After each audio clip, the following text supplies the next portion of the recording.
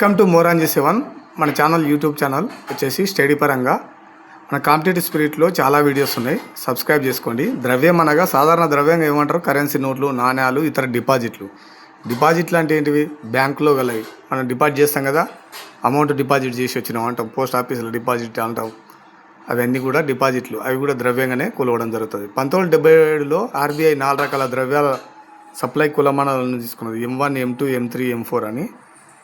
అది ప్రజల వద్ద ఉన్న కరెన్సీ అంటే జారీ చేయబడిన కరెన్సీ నోట్లు ప్లస్ అంటే ఏదైతే ఆర్బీఐ జారీ చేస్తుందో అది కరెన్సీ నోట్లు ప్లస్ నాణ్యములు.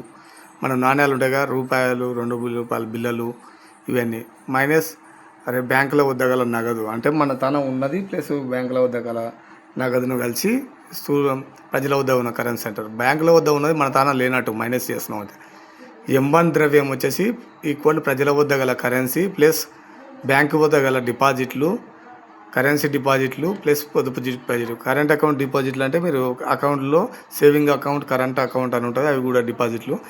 M2 ద్రవ్యం అంటే M1 ప్లస్ పోస్ట్ ఆఫీస్ వద్ద గల పొదుపు డిపాజిట్లు. ఇది M2 ద్రవ్యం కింద వస్తుంది. M1 అంటే పైన ఉన్న అంశాలన్నీ రావడం జరుగుతుంది. M3 ద్రవ్యం వచ్చేసి M1, అది M1 ప్లస్ కాలపరిమితి డిపాజిట్లు. M1 అంటే మనం ఇప్పుడు చెప్పుకున్నది ప్రజల వద్ద ఉన్న కరెన్సీ ప్లస్ బ్యాంకు వద్ద గల డిపాజిట్లు అంటే అందులో కరెంట్ అకౌంట్ డిపాజిట్లు, పొదుపు డిపాజిట్లు అవన్నీ వస్తాయి. M4 ద్రవ్యం అంటే M3 ప్లస్ పోస్ట్ ఆఫీస్ వద్ద గల అన్ని రకాల డిపాజిట్లు.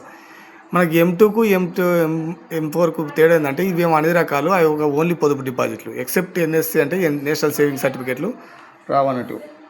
అయితే ఇవి వచ్చేసి M3 ద్రవ్యాన్ని విశాల ద్రవ్యం అంటారు, విస్తృత ద్రవ్యం అని పిలుస్తారు. ద్రవ్యానికి సంబంధించిన అంశాలు ద్రవ్యతో పరంగా వరుస క్రమం అంటే 1 నగదు, 2 డిపాజిట్లు, 3 పొదుపు డిపాజిట్లు, 4 కాలపరిమితి డిపాజిట్లు, 5 పోస్ట్ ఆఫీస్ డిపాజిట్లు. Okay friends, thank you. Subscribe చేసుకోండి.